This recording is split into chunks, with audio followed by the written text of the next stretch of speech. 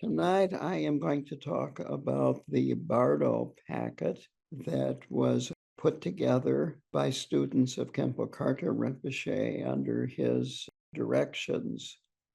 And it is a very important packet to have if you're going to die. And we are all going to die. And I have used them when I've been called on to work with people that are dying, that are, of course, Buddhist. And these are available at the KTD bookstore. You can find them by going to the KTD website. To begin with here, there is a lot in the Bardo Packet, and there are instructions too. And I'm going to go over the instructions as well as the contents. It is recommended that when you have a Bardo Packet to go over the contents carefully, and when the packet is not in use, to place it on your shrine or place it above your head when you're sleeping. And that's where I have it, above my head. I happen to have an old Victorian style bed, and the headboard is quite high, and it just happens to have a place on it where I can place the box. I wouldn't recommend just buying a bed for that purpose, but you could even put a shelf on the wall above your head, above the bed, and place it there. As was said last Tuesday night in class, where they had so many different Rinpoches that had worked in the West, say that the way to prepare for the Bardo is when you are alive, and that your daily practice prepares you for the Bardo. That is also said here in the instructions. Here is a quote: "All the masters remind us that the key to liberation lies in the Bardo of life, the interval from birth to death." In other words, you have to constantly practice in order to recognize the nature of mind while you're alive. Therefore, preparation for death must start from this moment. The instructions continue. If we don't know anything about death, then there will be fear, confusion, and delusion, and that this can lead to rebirth in the three lower realms: the animal, the hungry ghost, and the hell realm. And so instead of having a good start in our next life, we're having a not so good start, and maybe a poor start. To go on here, preparation for death for oneself is get a will together, make arrangements to disperse your property, and make generous donations to various organizations and so forth, so you can accumulate merit. Let go of attachment to money, family, and worldly pleasures. Confess all negative actions that you have done in the past. And this is important. And quote, "After confession, truly believe your negative karma has been purified, and you will definitely be reborn in pure realms. Don't worry about bad karma afterwards. If you worry about it, this can affect your rebirth." Khenpo Karthar Rinpoche has said a number of times that doubt is counterproductive in our worldly life, in the material life, and it's counterproductive in our spiritual life. So to continue, have a positive attitude towards death, aspire to be reborn in the pure realms, and continue to practice while you're alive. And if you're not trained in a particular practice, visualize and recite the names and mantras of Amitabha or Chenrezig. Here is a story that a person told me once. They were on a plane and they flew a lot because of business. And it was a very, very rough flight. And so the person visualized, I believe it was Amitabha, and started saying his mantra. And the visualization was the clearest visualization they had ever had. And the reaction was, oh no, I'm not ready. I don't want to. So don't have that reaction. If you can welcome Amitabha and go to his pure land of Dewa Chen, I guarantee you it's better than any place on earth. So then what you can do for the deceased person is recite the names of the Buddhas or mantras. There are 6 sacred Dharma substances for liberation in the Bardo Packet.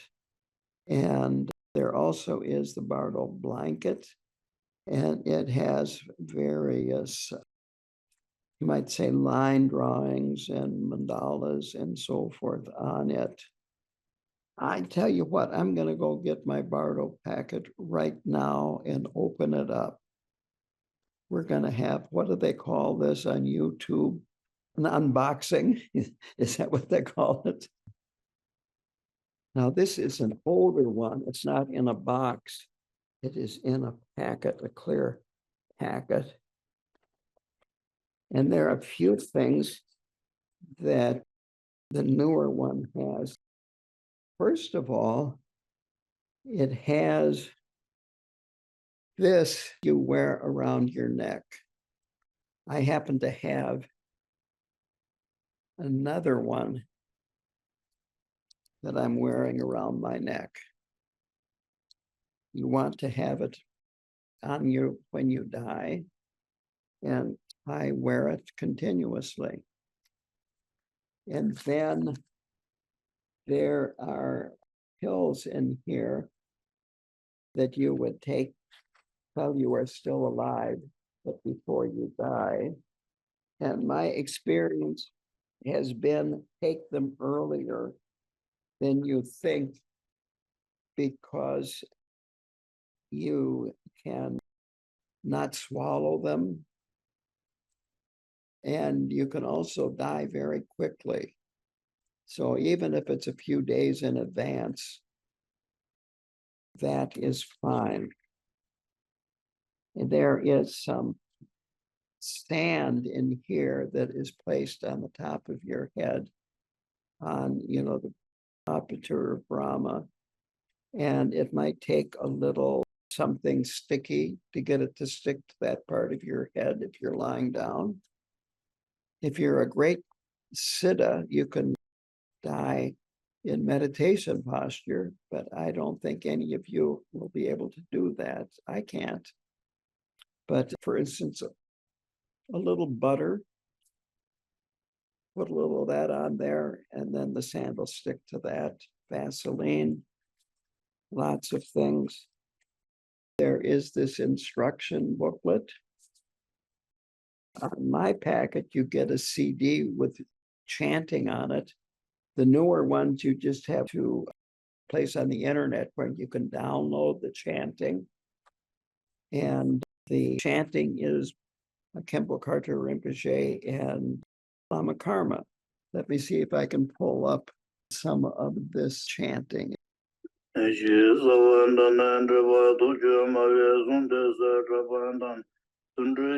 hear that? This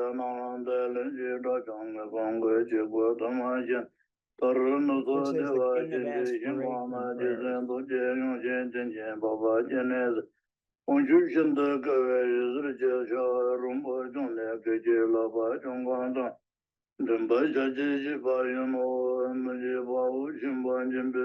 aspiration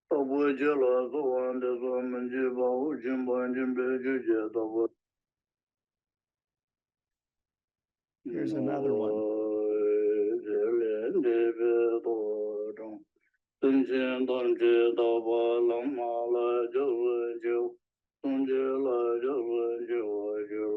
This is the 35 Buddhas confession. And then here is,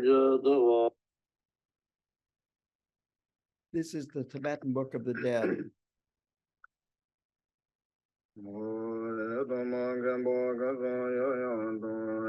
That's Lama Karma.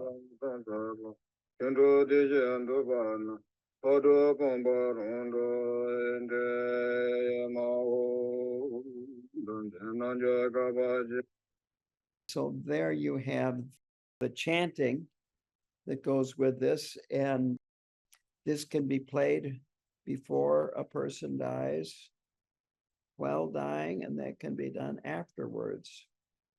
And I have played some of these to people that aren't even Buddhist, and my reaction has been they have found it soothing and relaxing, at least the family.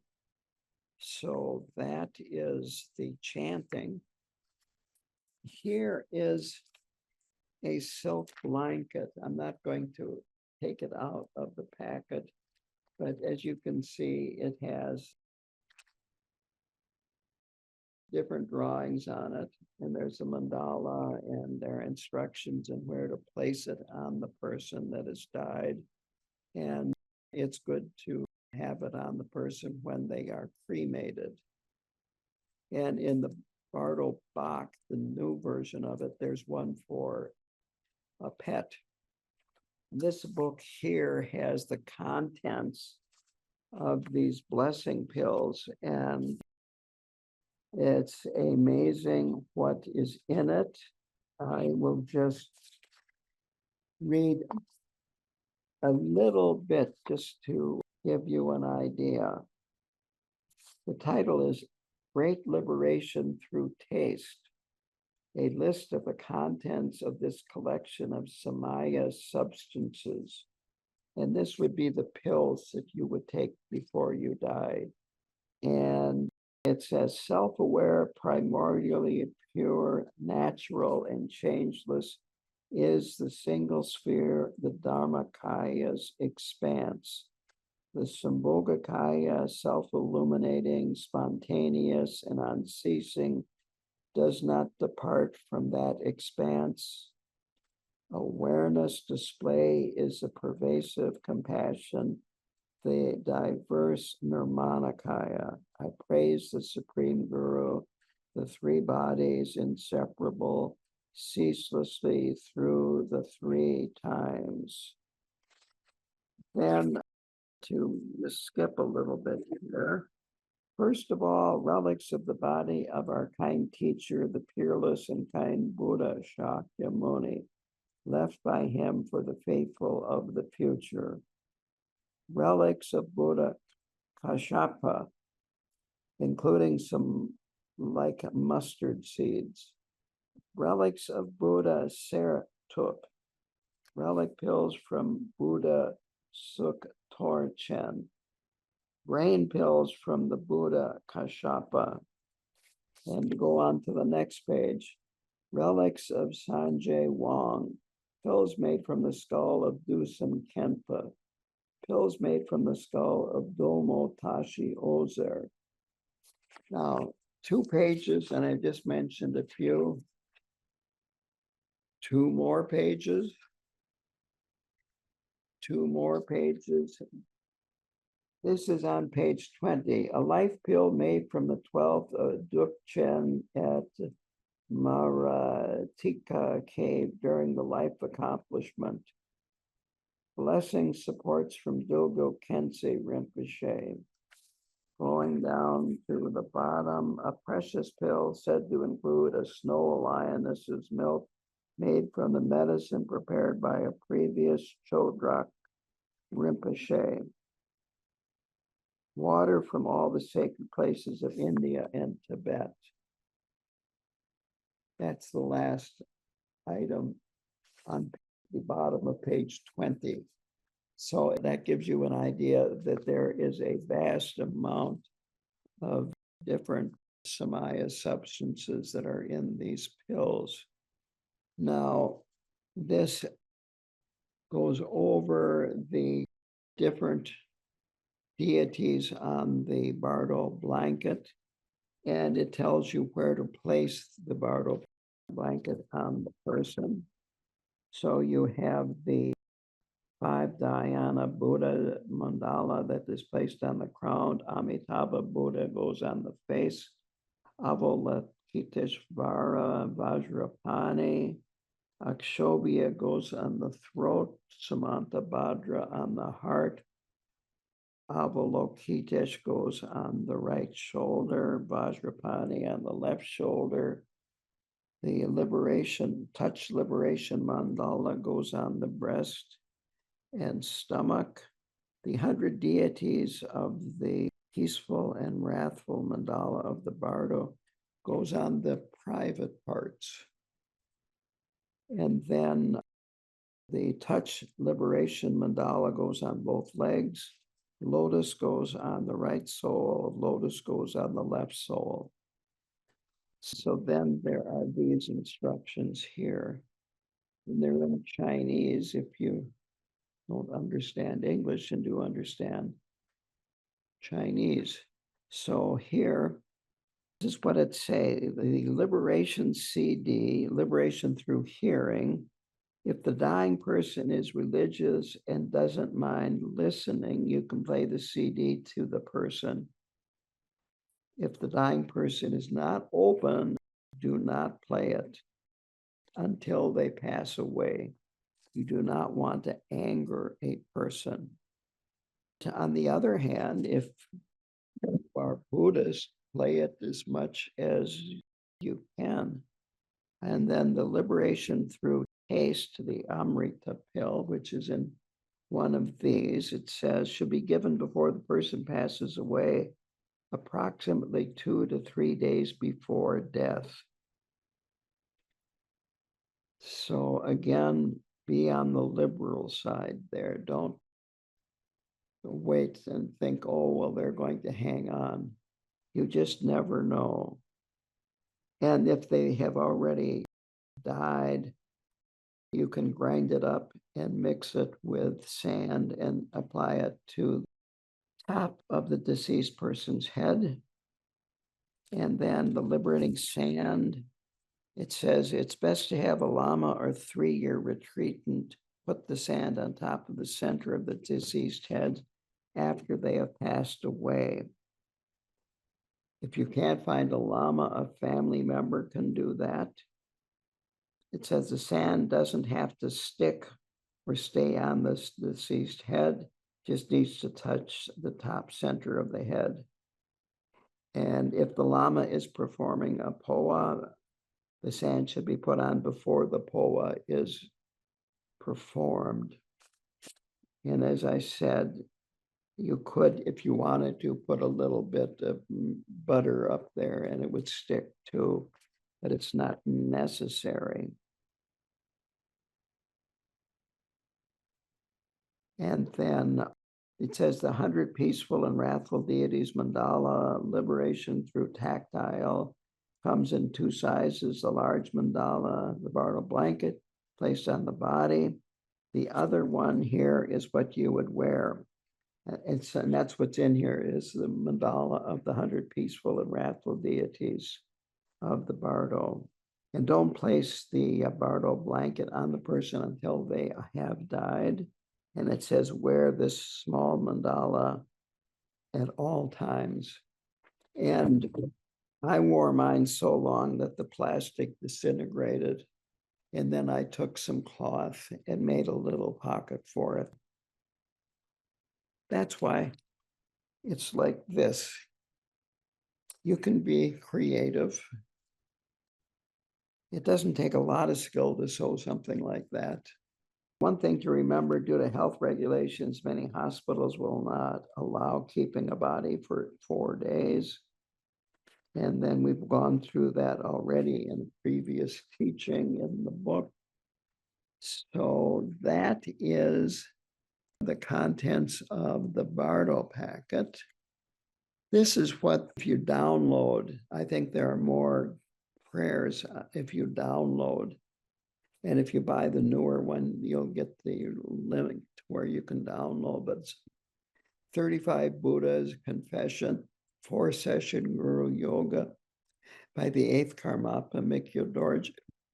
The King of Aspiration Prayers, the Aspiration Prayers of Maitreya, the Bodhicharya Avatara, the Path of the Bodhisattva, Aspiration Prayer of Mahamudra by the 3rd Karmapa, Aspiration Prayer of Sukhavati, the Mantra of Vairochana, Mantra of Bodhisattva Akshobhya, 100-syllable mantra, 6-syllable mantra, which is Chenrezi, Amitabha mantra, Shitro Dharani mantras, all recited by Venerable Khenpo Karthar Rinpoche. And then the Great Liberation Through Hearing in the Bardo, which is the Tibetan Book of the Dead. Now, a lot of these prayers are done when you do Nyungne. So if you've done Nyungne, and you have a copy of the Nyungne text, you're going to have the 35 Buddha Confession prayer in print. You're going to have the King of Aspiration Prayers, the Aspiration Prayer of Maitreya. You will have the Aspiration Prayer of the Bodhisattva's Way of Life, the Aspiration Prayer of Mahamudra by the 3rd Karmapa. You'll have those in Nyungne packet. So that is what would be downloaded. And all but the Tibetan Book of the Dead are chanted by Khenpo Karthar Rinpoche. And it's wonderful just to hear his voice. I have mentioned a few of the things that are in the relic pills. Khenpo Karthar Rinpoche made these pills. And then the mandala sand. Let's see, it's a mixture of mandala sands of the Poa practice from Palpung Monastery, which is Tai Situ Rinpoche's monastery, and from Serpu Monastery, Trangu Monastery also. There are 2 excerpts from Karma Chagme's Mountain Dharma, Volume 4, as taught by Khenpo Karthar Rinpoche. One is the guide on the quest for jewels, choosing a pure realm. The other is the fruit of the wish-fulfilling tree, how the best, intermediate, and least practitioners. I might go into this choosing a pure realm a little bit. There's also a chanting machine that comes with a Bardo box, and that is 17 Karmapa reciting Om Mani Padme Hung. And then, as I said, the blanket for the pets. So that is what is in the Bardo Packet. And now I'm looking for, I found it here, a guide on the quest for the jewels, choosing a pure realm. And this comes from Volume 4 of Khenpo Karthar Rinpoche's talking about the teachings of Karma Chagme. So there are all kinds of pure lands. And in this chapter, they talk about just all kinds of different pure lands. And basically, the question is, what is the best and most effective thing I can do to prepare myself for death? And of course, accumulate merit and virtue, purify obscurations, be generous.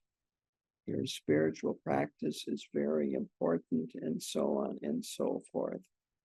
To go on, there are pure realms of the Buddhas, and that if we do not know what a pure land is, How can we have aspirations to be reborn there? And so we don't want to have vague aspirations.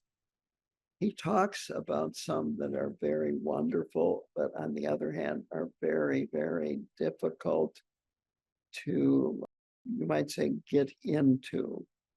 For instance, experience emptiness and so on and so forth. And so for most of us who have not experienced emptiness, wanting to be reborn in one of these pure realms is impossible, no matter how much we want to be reborn there. He talks about the pure realms of the five Dhyana Buddhas and medicine Buddha, and on and on and on. But then it's very difficult to get in them. So he talks about Padmasambhava's pure realm and copper-colored mountain, Tushita. I'm just scrolling down here. There's a lot in this chapter and very little time to talk about it. This is what he says about Padmasambhava's, the glorious copper-colored mountain. And in there is a palace called the Palace of Lotus Light. Padmasambhava lives there, surrounded by hundreds of thousands of Vidyadharas, Dakas, Dakinis. Nyingma practitioners aspire to be reborn here because they're devoted to Padmasambhava. And it's relatively easy to be reborn here if you want to be reborn there. You could be born as a Vidyadhara there, as a Daka or a Dakini. You don't have to have a high level of attainment to be reborn there. However, you're going to be reborn as an ordinary resident. And guess who the ordinary residents are there? They're Rakshasas, they're carnivorous, and they're very unpleasant beings. And they're afflicted with the five poisons. And you will not recognize Guru Rinpoche as a Buddha. You will just think of him as a monarch. He took rebirth there, or actually he never died. He just went there to tame the Rakshasas. It doesn't sound like that's really where you would want to be reborn. So Khenpo Rinpoche and Karmachak may say, don't aspire to be reborn there with Guru Rinpoche. And actually, the final destiny of people that are beings that are reborn there is the land of Dewa Chen. That as you purify your karma there, eventually then you will be reborn in the land of Dewa Chen. So why not just be reborn there to begin with? It just makes so much more sense to do that. He talks about being reborn in the land of Potala. This is Chenrezi's realm. And when we do the Chenrezi practice, that's part of the aspiration, is may these beings of the six realms be reborn in the land of Potala. And Potala actually means mountain, and it's a mountain in South India, and it is not considered a pure realm. With pure perception, you will see Chenrezi in a palace with deities. But according to Rinpoche, quote, with impure perception, you will see whatever you can be seen with impure perception. So he says that isn't such a good place to be reborn, as nice as it may sound. So going on down here, rebirth in Dewa Chen. It is full of excellent, complete well-being. Everyone there has exactly the same circumstances, enjoys the same benefits. There's not even the word unvirtuous action or suffering, and you can be reborn there. And that it just takes sincerely aspiring to take that rebirth in Dewa Chen. And there's only a few things that'll prevent you from being reborn there. One is committing one of the 5 actions of immediate consequence: shedding the blood of a Buddha, killing your father or your mother, and a few other things like that, and abandoning the Dharma. And if you've abandoned the Dharma, why in the heck would you want to be reborn in Dewa Chen anyway? So those will prevent you from being reborn there. It says 4 conditions that need to be present for rebirth to be certain: taking the Bodhisattva vow, gathering the accumulation of merit through performing the 10 virtuous actions or any other means, dedicate the virtue you accumulate to be reborn in Dewa Chen, and consciously aspire for rebirth in that realm, one pointedly. And so Karma Chakma says that if you recite the aspiration for rebirth in Sukhavati, then with that attitude, as few as 10 times in this life, you are assured of being reborn there. That's the Dewa Chen prayer. Karma Chagme says, quote, cast away all doubt and make the aspiration to be reborn in Sukhavati. So this is the best option of all, that there are others that are risking. One would be, well, you're a bodhisattva, and so shouldn't you aspire to come back to the human realm to liberate more beings? Well, that is risky. Rinpoche says, you don't know exactly what type of rebirth you're going to have and what your circumstances are going to be. And maybe you're not as much of a bodhisattva as you think you are, and you're not going to react, shall we say, as compassionately as you think you could be. However, if you are reborn in Dewa Chen, you can emanate into the human realm. You can go to any realm you want to once you're reborn in Dewa Chen. You'll attain Buddhahood in Dewa Chen. And then you can come back and you'll be much more powerful. Karma Chagme gives this advice. He's talking to his disciple Lama Tsundru Gyamtso, and the quote is, you at the time of your death direct your attention to that realm. When you are dying, do not think of anything else. Think only of being reborn in Sukhavati or Dewa Chen. Here is the disadvantage of being reborn in the human realm. The first 10 years of your life, you cannot really think. So these years are not used to practice or teach. Then you're totally concerned with survival. Then you're occupied with distractions. You spend almost half your life sleeping. I'm going to add this. This is my own little footnote. You may spend half your life on your cell phone, and that isn't particularly virtuous. The average lifespan here, he says, is 40 years. In the United States, I think the average lifespan for men is somewhere around 76, 77 years. For women, it's a couple of years older. Even that is not that much time to practice. Again, there's no assurance that if you're born in the human realm, you're going to have the opportunity or the leisure to practice.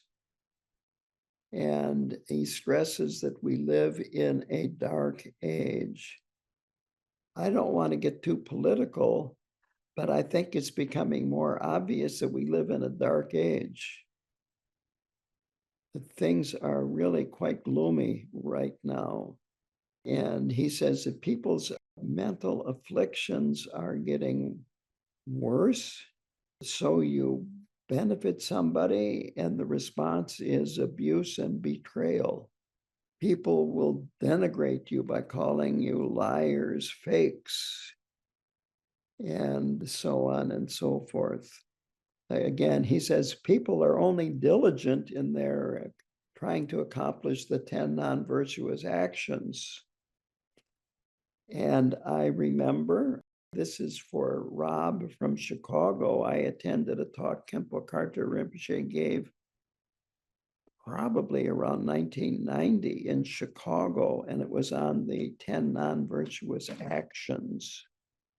And he gave one section of the talk was on the 4 non-virtuous actions of speech, which is lying, harsh words, creating disharmony, and idle chit-chat or gossip. And when it came time for the questions and answers, the first one was, this eliminates all normal conversation. Well, I can't disagree with that. I learned a lot at Rinpoche's reaction about his English comprehension because he laughed first. He laughed before any of the English speakers laughed. It's true. Today, people are very diligent at gossip, lying, creating disharmony, and so on and so forth. So what's wrong with that? Here is another reason to want to be reborn as a human. I want to be reborn as a human because the people who love me, my family, my relatives, my friends, my disciples, the monks in my monastery, and so forth, well, they're not going to last much longer. If you are reborn, well, again, the first 10 years, and by then, a lot of the people are going to be gone that you wanted to be with. And who knows, no guarantee that you're going to be reborn in the company of them. This just is not a very good plan. In case you don't remember this, my definition of a plan is a well thought out fantasy. Here is how it is described. The realm of Dewa Chen is beyond description, concepts, words, beyond time, existence and non-existence, non-fluctuating and unchanging. Its size is immeasurable. Not only are the 8 unrestful conditions not present there, but they are completely unknown. There is no suffering. That's the end of the quote. I'm just going to skim over it. Rebirth there takes place in the center of a lotus flower. The body is born as a youth, fully grown, developed, but on the other hand, not aging. You'll have a beautiful body with a 32 marks and 80 signs of physical perfection of a Buddha. Everyone is identical in all ways. Golden color, their clothes are the 3 robes of a monastic. You'll be at the first level of a bodhisattva, which means the path of seeing, the actual experience of emptiness. Your mental afflictions will be conquered at this time. You'll never give rise to the 3 poisons, and so on. Just all kinds of things that are very, very helpful spiritually. If you happen to die there, it is when you achieve Buddhahood, and you'll accomplish your own Buddha realm. You'll be the center of a Buddha realm. So that's the only way you're going to leave there, by dying.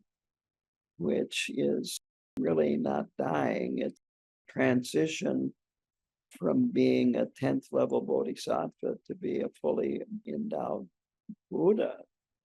And you will never be reborn again in samsara unless you want to emanate there.